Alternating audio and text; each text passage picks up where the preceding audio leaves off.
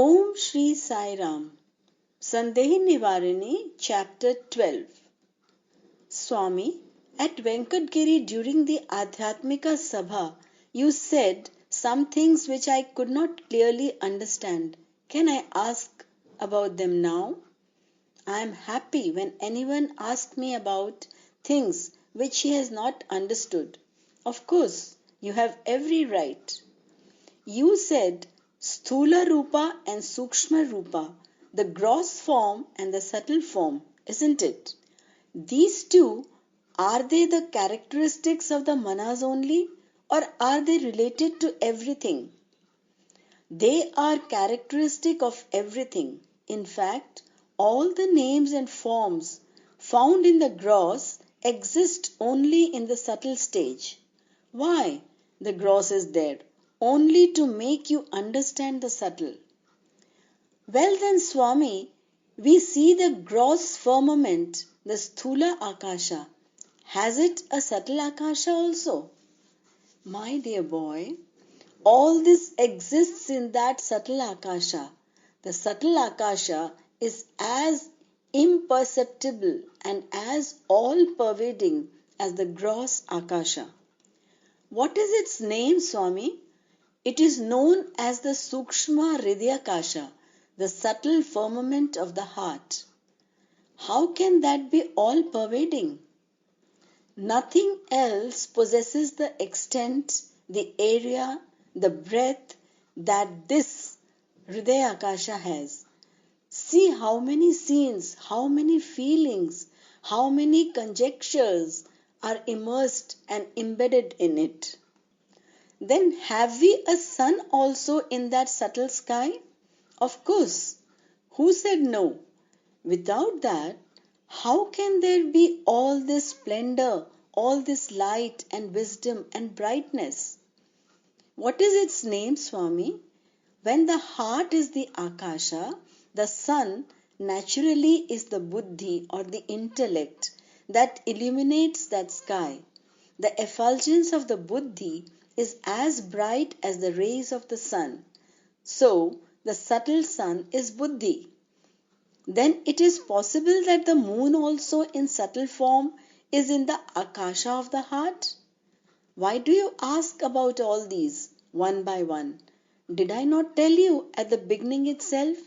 Every gross name and form has its corresponding subtle form and name. The moon in its subtle form is prema, with its cool rays pleasing to the heart. Love is the subtle form of the moon. Excuse me, Swami, the Pandavas and the Kauravas waged a war, isn't it? How are they supposed to have waged the subtle war? These subtle Pandavas and their opposite numbers, the subtle Kauravas? Why do you say supposed to have waged? They are waging it even today in the subtle form. In this war, the evil qualities are the Kauravas, the good qualities, Satya, Dharma, Shanti, Prema and Ahimsa are the 5 Pandava brothers. The evil qualities are many, and so the Kauravas too are a horde.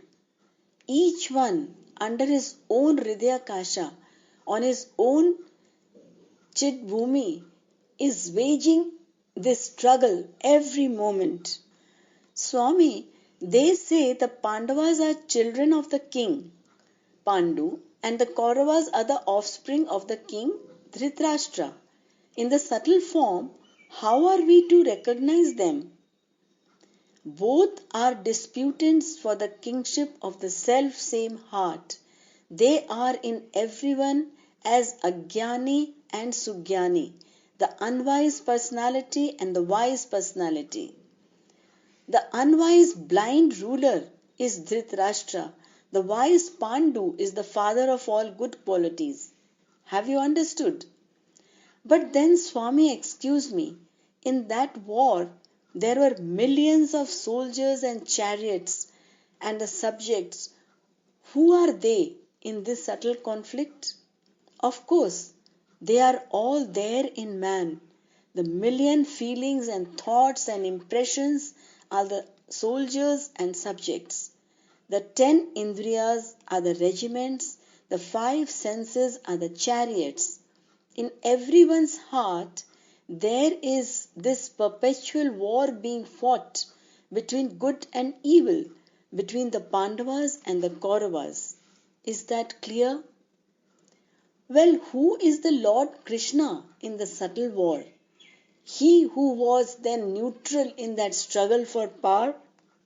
Don't you know? He is the witness known as Atma. He is Sarathi of the chariot of the Jiva. Another question. All these people had Hastinapura as their capital then. In man, which is the Hastinapura? The basis for all these subtle manifestations, these men, chariots, Pandavas and Kauravas, is, as you know, this Hastinapura, the city of bones, this body. This skeleton is Hastinapura. Both have 9 gates. There, both the Kauravas and the Pandavas were born. They played and were trained there. They grew up together there. So also, in this same Hastinapura, all the qualities, good and bad, are born and do grow.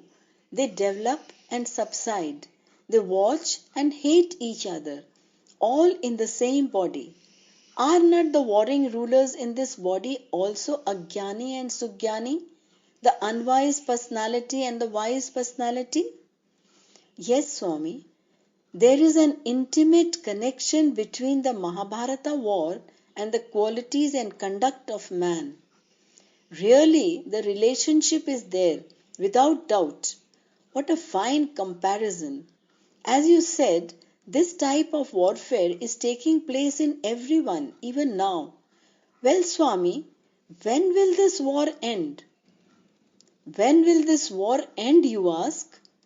When both bad qualities and good qualities fade out and man becomes qualityless, then alone can man have Shanti. At the time, this battlefield, this Hastinapura, the city of bones, will not exist, is it? When there is a battle, there must be a battlefield. When you have no battle, why bother about a field? Can we not avoid the battle altogether? Why not? Kings develop the spirit of war because they have confidence in their subjects. The subjects encourage the rulers to unleash the hounds of war. Delusions are the subjects who push the individual into the battle. When there is a paucity of such subjects, war too will not be waged. So divest yourself of such subjects as delusions, illusions, feelings of I and mine, and then you can be at peace, enjoying undisturbed Shanti, my boy. You can go now. Wait, let me tell you one thing. Entertaining doubts of all kinds is also a delusion. Vyamoha. Strive to be free from even this trait. Well, go and come sometime later. Jai Sai Ram.